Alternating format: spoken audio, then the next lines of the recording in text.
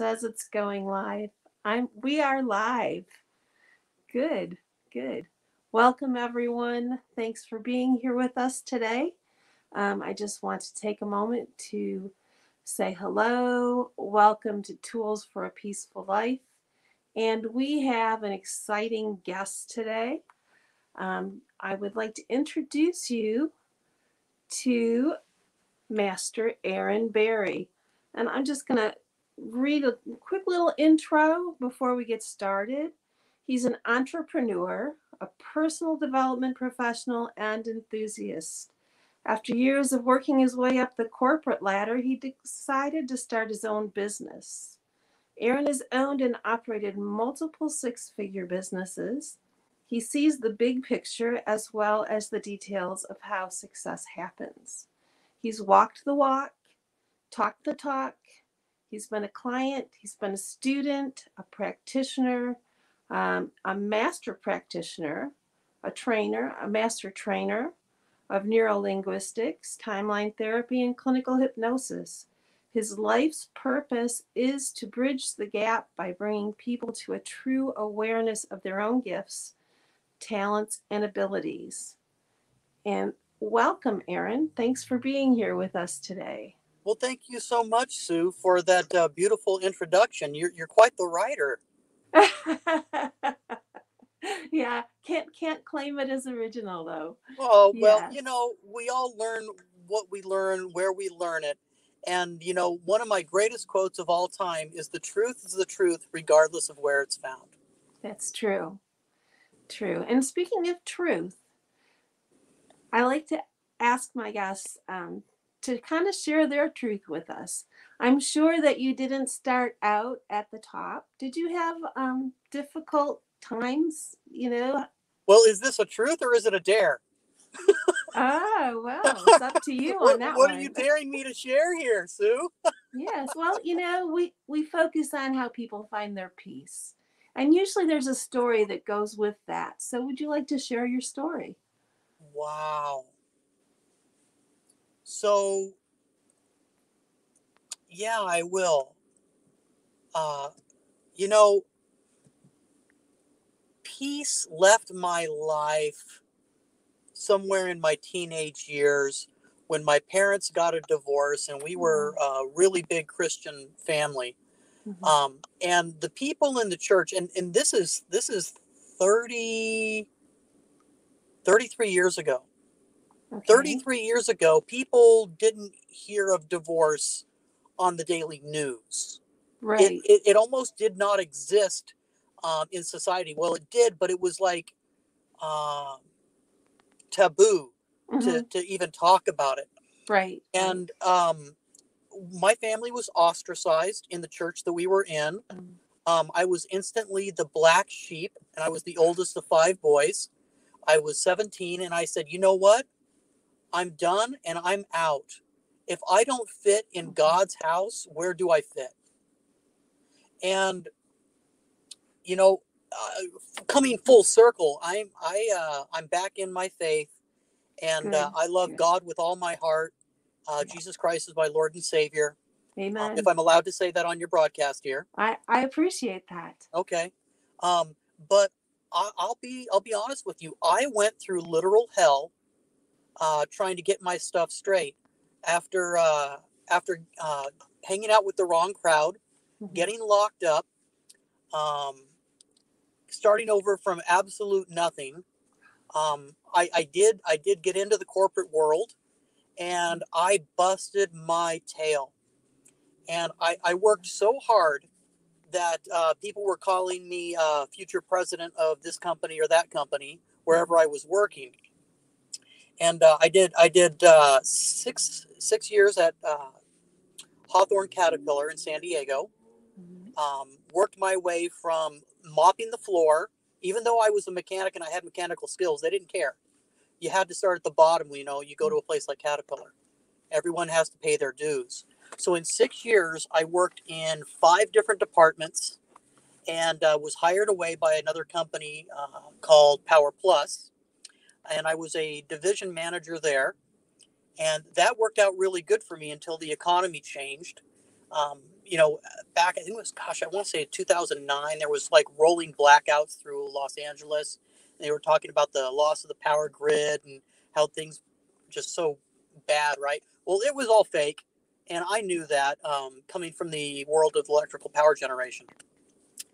And so I was let go. And I was let go. And I'm like, well, I was actually the happiest man in the world when I didn't get fired. I was released. When I got released from that position, it was like an entire weight was lifted off of my shoulders. And I was riding my motorcycle down the 5 freeway, and it just hit me like a ton of bricks. And I pulled my bike over on the side of the freeway, and I got down on my knees and I just said, God, thank you so much for releasing me from that corporate hell. And where am I supposed to go from here? I'm just so filled with gratitude that I don't have to fight that fight anymore. And Wow. it was a fight. Yeah. Uh, bureaucracy and corporate life in the state of California, it's very, very sycophantic, if I could use that word. If you don't love your boss more than he loves you, you're not going to get anywhere. And I was never the yes man. I was always the truth man. And it got me in a lot of trouble to tell it like it was. Yeah. But, that was the start of, well, I had unemployment for 6 months. And I launched my own business. I launched my own motorcycle shop in Escondido. And times got really dark. I mean, I was literally in the best place of my life spiritually, but there was a war going on inside of me. Yeah. And it was everything that I had gone through in my past was attacking me in my present day situation. And regardless of the love that I felt, there was an equal and opposite war trying to pull me back down in that. And I actually went into a state of massive depression. And the only thing that was keeping me up was the fact that, before this was my corporate job. I knew that, I had something to do to get up and go at, 4 a.m. to get to Anaheim from where I was at. Well, once I started my own business, everything got really, really heavy and really, really dark. And it got to the point where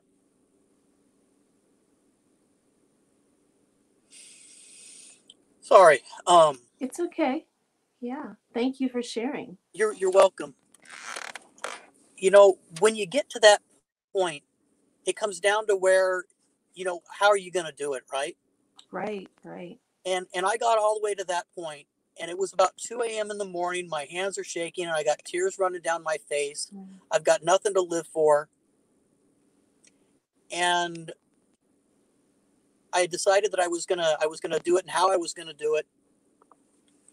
And this thought came into my mind. Aaron, if you leave now, who's gonna clean up the mess? Wow. And I'm like, what mess? I've got nothing, no one, no way, no how. And the thought came again. Well, who's going to clean up the mess? And I go, well, geez, who's going to tell my mom? Who's going to tell my father? Who's somebody's going to have to pay for literally cleaning up the mess. Yeah. Yeah. And I'm like, that just doesn't work.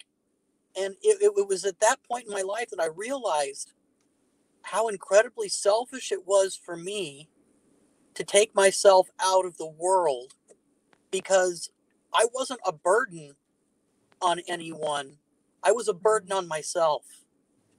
And so I turned on the light in my bedroom, and I got up and I went out to the garage, and I turned on the light in the garage, and I turned on the stereo, and I pulled out my tools and I went to work on my motorcycles, and I didn't stop until I went to work the next morning. Wow. And I worked all day, came home, and I turned on the light and the music, and I worked again until I passed out in the garage from exhaustion, crawled into bed, and that was my routine for about 2 or 3 months. It took me about 6 months to get physically, mentally better, but it was a war like none other. And the only thing that saved me was putting my shoulder to the wheel and going to work. From that point, um, I had gotten myself well enough where I believed that I could go back to church, and I called my mom, and she gave me the encouragement to do it. And she said, people are a lot more forgiving now, Yeah. and they're aware of a lot more in the world. And Aaron, someone who works as hard as you is really going to be accepted and welcomed back. And so I took the leap of faith, and I went back to church, and I was well received. And I got my life really, really on track. And my business began to prosper, and I got married, and I had 4 kids, and Wow. moved to Arizona, and all of that was good. And I tell you what, married life wasn't what I thought it was going to be. I killed myself, but it was my fault. I didn't marry the right person. She was a very, very good person, and she had a good heart, and she had her own ways. But I came from the grassroots of dig in and get it done and make it happen. And well, I didn't realize that marrying someone who was still living at home, and came from a well-to-do family, never needed for a thing, couldn't really adjust to, hey, all of a sudden, there's responsibilities, there's grocery shopping, there's laundry to do, there's meals to prepare. And I was the solopreneur. I was making the money and bringing it home. But she wasn't happy. She wasn't ready to be married. She wasn't ready to be a wife. She wanted to be married, but she wasn't ready for the responsibility. And little known to me is, like, when I married her, I didn't find out until the day before we were getting married that she was actually on antidepressants and some other medications that I just don't want to say now. But I'm like, well, you know what? God put us together for a reason. I cannot deny that fact. My testimony said that she will be good for me. And she was good for me. She was good for me, and that it was the hardest thing I'd ever done in my life. Um, Yeah. 9 years later, in that marriage, we had gone through several counselors for her, a marriage and relationship counselor for us. None of that was working. She wasn't willing to do her part. And I'm not blaming her. Coming from where I came from, I had to do everything in my power to make that work. And that was my ultimate goal. And I ended up meeting with a guy who was an NLP trainer, neuro-linguistic program trainer. And he told me what he did, and I told him, what I do. And I said, so how does that work? He says, well, we get to the root of everybody's problem that's deep down inside of them. And when you get to the root and you pull it out by the root, well, what's left? I said, a hole. Okay, well, yeah, you can fill in the hole with good stuff. But if you pull a weed up and you don't get the root out, the weed comes back, doesn't it? I said, well, yeah. He says, well, so we go to the root of the problem and we root it out and we fill the hole back in with all the good things that are supposed to be there. And all of a sudden that problem doesn't exist anymore. And I said, you've got to be kidding me. He says, nope, that's what I do. And that's how I do it. And I said, okay, well, where do I sign up? He says, well, Aaron, what can I do for you? And I said, that's exactly right. What can you do for me? I'm in a marriage where I married this wonderful woman. I've got 4 kids with her. It's 9 years later, and I want to make this work. And he said, okay, well, here's what we're going to do. We're going to bring you guys in together, and then we're going to work together, and then we're going to separate you. We're both going to go through your own stuff and clean up your own lives, because her problems are her problems and yours are yours. And you guys can come back together once we got it all sorted out. But she's not, it's her business is hers and yours is yours. And it's really your responsibility to clean up your own life. And I said, okay, I'm okay with that. I don't need to be there and beat her up in sessions. And she doesn't need to be there to beat me up in sessions. So that's what we did. We met together once, and then we had our own individual personal breakthroughs. Mm-hmm. And along the line, he calls me and he says, Aaron, I was actually on my way home from his office, and he called me. He said, Aaron, Lisa's not getting it. I didn't mean to use that name. Your wife's not getting it, and you probably ought to take her out because it's expensive. And I said, I understand that, but I've got like 2 or 3 sessions left, and I want her to go all the way through just to say that I did my part. Right. If there's a chance that in the next 2 or 3 sessions she'll have a breakthrough, and she'll have a change of heart, I need to have that available to her. And so we did that, and it was the last session. I'd just gotten home, and she's in the kitchen, and she's really, really angry. And normally when she doesn't get angry, she's was really, really good at finding some reason to get me angry. And as long as she could get me upset, well, then it was my fault. Mm-hmm. And for the first time in my life, I wasn't getting triggered. I wasn't getting upset. Yeah. And I'm looking at her, and it's kind of like slow motion, and I hear all this noise, and I see this person on the other side of the room getting really, really just irate. And I'm just going, wow, is this real? Am I really this neutral? Am I really experiencing this and seeing her so upset for the first time in my life? And the frying pan goes, whoa. And I'm like, whoa. I said, okay, time out. Did I just hear you say what you said? You just told me that there's nothing that I can do that will ever make you happy.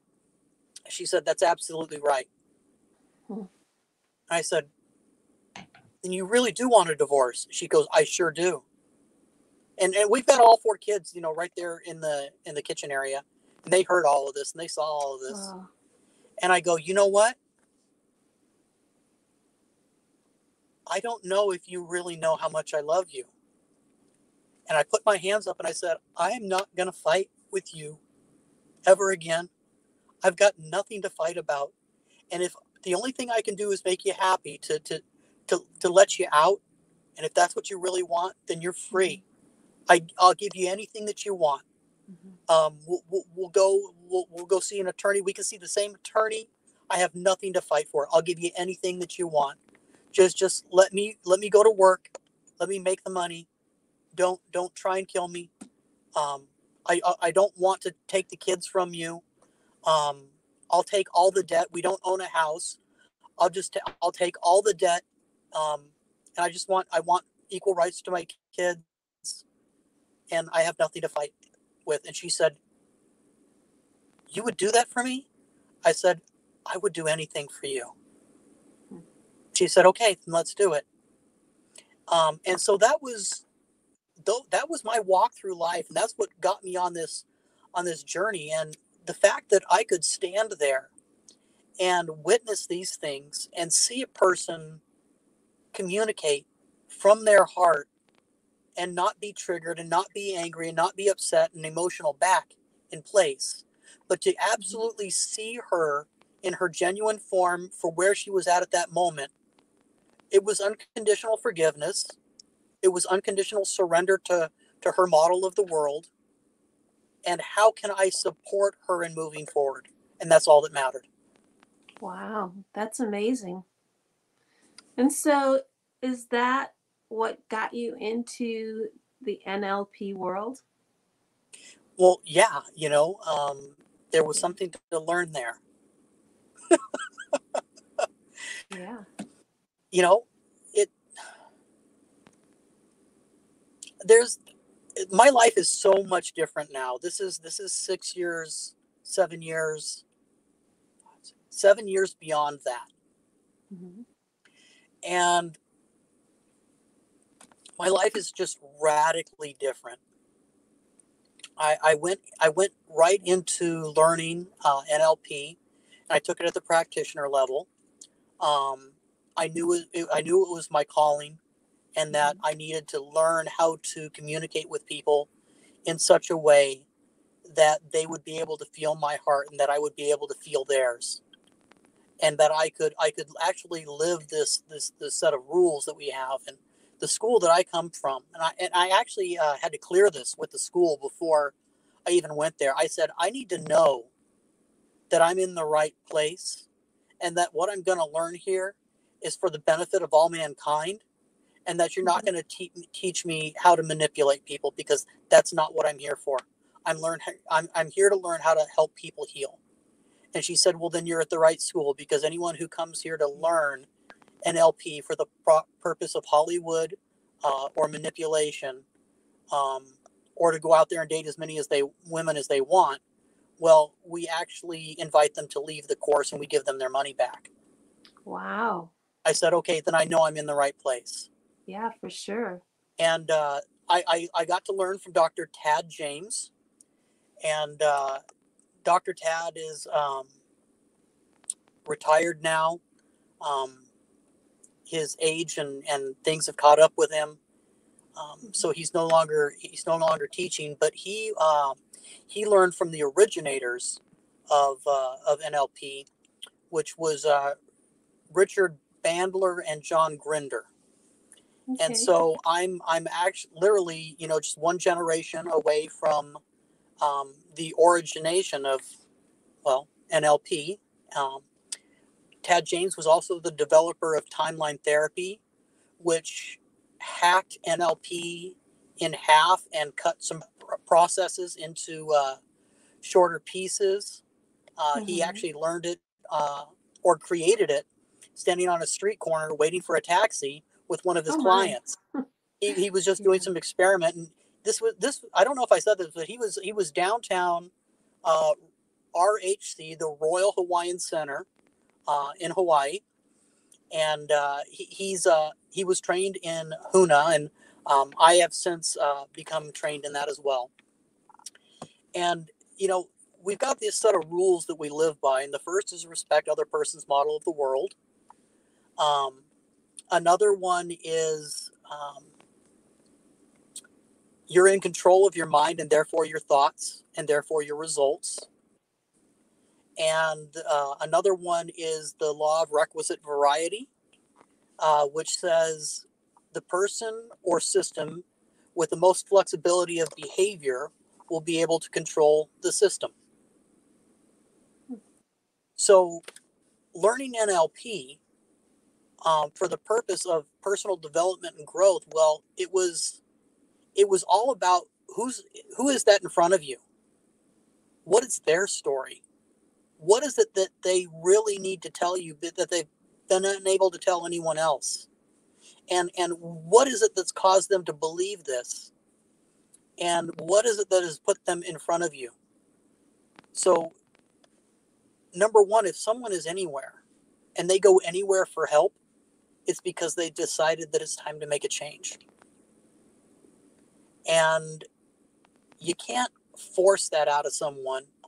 You have to gently coax it out of them.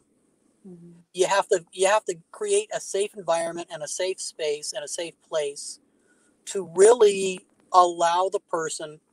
So I'm going to share something with you, and this is something all of your clients will appreciate. All of you coaches out there can appreciate it. I just ask that maybe you give me credit if you ever cite this anywhere. There's 3 pillars, and I've never shared this outside of a personal training before. There are 3 pillars to a successful relationship. The first one is communication. The second one is vulnerability. And the third one is intimacy. So the world tries to put relationships together in a way that, let's say, they have some basic communication and they have some vulnerability and they have some intimacy. But if we take the vulnerability away, then they're left with the last two. Mm-hmm. And so communication and intimacy, well, how long is that relationship going to last? Right. Without the vulnerability, it isn't. Right. People will get upset and they'll get angry and there'll be contentions and they'll end up in fights. And it's the big push pull dynamic. It doesn't go over very well. But what if you were completely vulnerable and decided to get intimate with somebody, but there's no communication? Well, that's usually where someone ends up in a relationship with what we call narcissistic behavior. Mm-hmm. And those people end up abused because they're being vulnerable and they're creating intimacy, and so they're giving everything that they've got, but there's no communication. Right. And without the communication, there is no real reciprocation. True. So True. so um, those don't end up going very well. And then let's say that you've got communication and vulnerability, but you've got no intimacy. You've not surrendered yourself to the place where you trust the person enough to create intimacy, and really it goes this way. And what I'm saying is, if you can establish communication and get vulnerable with each other, then the intimacy will follow if you build upon those first two pillars. Wow, that's powerful stuff. Aaron, it sounds to me like your life is to serve, and it sounds like you're doing great, amazing things out there. You're also a transformational coach with the Inside Out Institute. Can you Mm-hmm. just tell us a little bit about that? Because I know we're running out of time, but your story is just something that was so important. It needed to be heard. Awesome. So let's get right down to it. If I started life as an NLP certified coach, or a coach from another program or another curriculum, um, and let's say I was only a coach, I'm not the master trainer that I Mm-hmm. spent the last 7 years to become.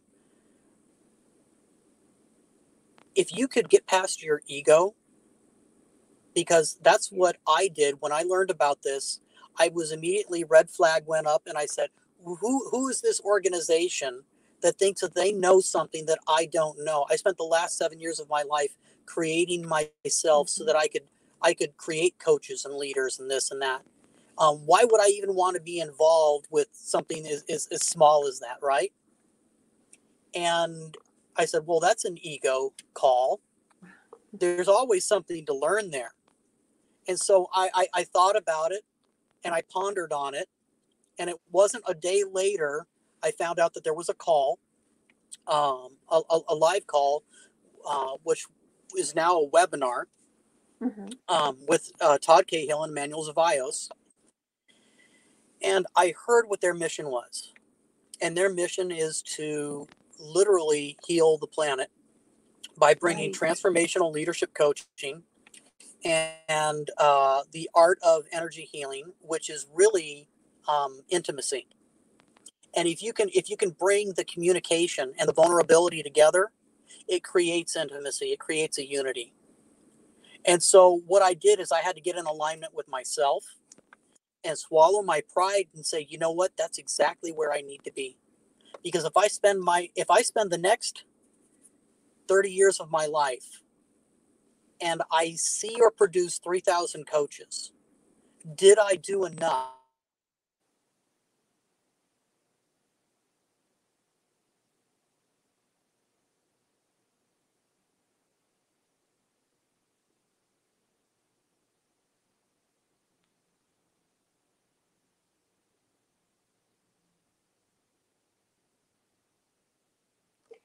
I'm not sure if people can hear you right now because on my side your screen is frozen. But from what I understand, you're saying, you know, did you do enough to change the world?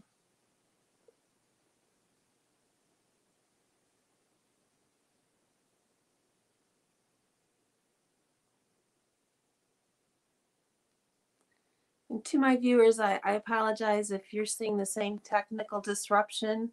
I believe we've lost Aaron here for a moment. Maybe he will be able to come back on. But boy, was that an amazing story or what? You know, his journey is really something that can encourage us all, inspire us to know that no matter what is happening in our lives, there's always hope. And, you know, if you put others first, if you look to serve, and you practice those principles he was talking about, then things are going to be a lot better. And I do see him coming back here. Let's see if we can get him back on to finish up. Oh, thank you. I'm glad you're back. Yeah, sorry about that. That's okay. You know, I'm going to say that there are real energies out there that will try and prevent us from making the changes in life that we need to make. And that's literally what just happened. There was a I glitch with the agree. phone. Yep. And so I'm going to go back right where I left off. And if you swallow your pride, you think to yourself, if I only transform 3,000 lives in the next 30 years of my life, did I do a good thing? And the answer was yes. But did I do enough? And the answer was no. How can I do more? And the Inside Out Institute is the opportunity for me to give back in such a way that I can, how do you say, expand the awareness, the healing, and the life-changing benefits of what we're doing with all of humanity. And if I could take a group of coaches and, you know, just share with them the things that I know freely in the Institute and help them grow, and they turn around and do the same thing, you know, what happens when you start to multiply yourself instead of compete with yourself or compete with the world? And IOI takes the competition out of the world, because Right. it's not about who's a better coach or who's a better practitioner of emotion code body code. It's more like, how can we create an environment where we have an unlimited amount of positive energy and are allowed to do amazing things, and we've got literally, we've got God backing us up. Right. Right. And that is exactly what's happened here with the Inside Out Institute. We launched in the middle of COVID, and we were unofficially creating this back in February. I joined in March. We launched publicly LLC in July, June or July, and so we went from really just Todd and Tanisha. Then we got Ballwinder, and we got a manual, and the corporate staff was formed with Myra. And so from 5 people in 12 months, we're now at over 150 coaches and practitioners around the world in 11 countries. And we've had one live event, and every month we've had a virtual.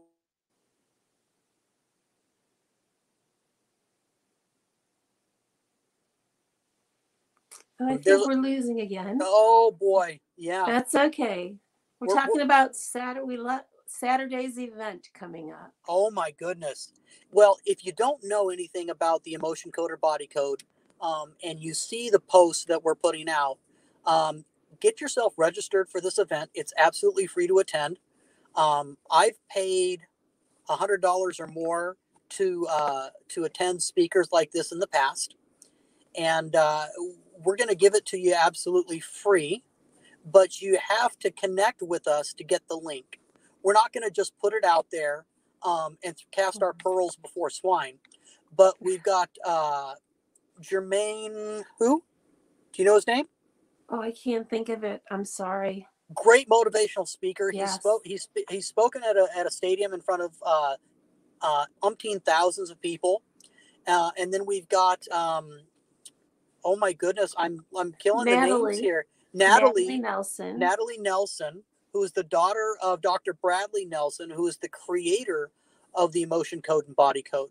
And she is actually the creator of a lot of the content and functionality of the body code and additional things that they've added on, different parameters within the body code to facilitate healing in different ways for people.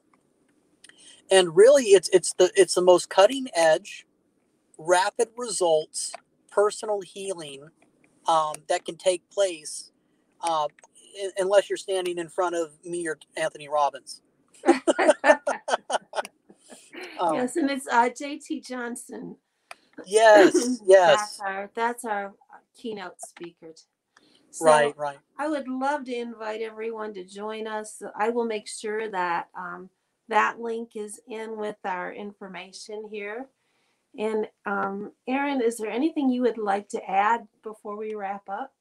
Sue, the only thing I'd like to add is you to give your testimony, your testimonial, your heart, and tell everyone why you came to IOI. You know, I came to IOI for very similar reasons. I saw an organization that had a true heart, that truly wanted to make a difference in the world. My mission in life is to help people find their peace. Finding their peace is going to make the world a better place. And we can only do that if we have the right tools. That's why we have tools for a peaceful life. And you can get those at IOI. That's why I'm here, to be a part of that group and help it grow. We're going to change the world. I love you, sis. You're amazing. Oh, I love you too, Aaron. Thank you so much for being on. Really appreciate it. Oh, my pleasure. My pleasure. Okay. Well, thank you, listeners. Thank you for anybody who's on the replay. If we can be of service in any way, please reach out. Aaron, what's the best way to reach out to you? You can find me on Facebook, Aaron Barry, AARON BARRY, or Instagram, Master Aaron Barry. There's links to both of my business pages on both of those, and direct access to the Institute as well. Okay, great. And if you still have trouble, reach out to me and I'll make the connection. Awesome. Okay. Thank you, Sue. You're welcome. Thanks for your time today. And we'll speak again soon. Bye-bye, everybody.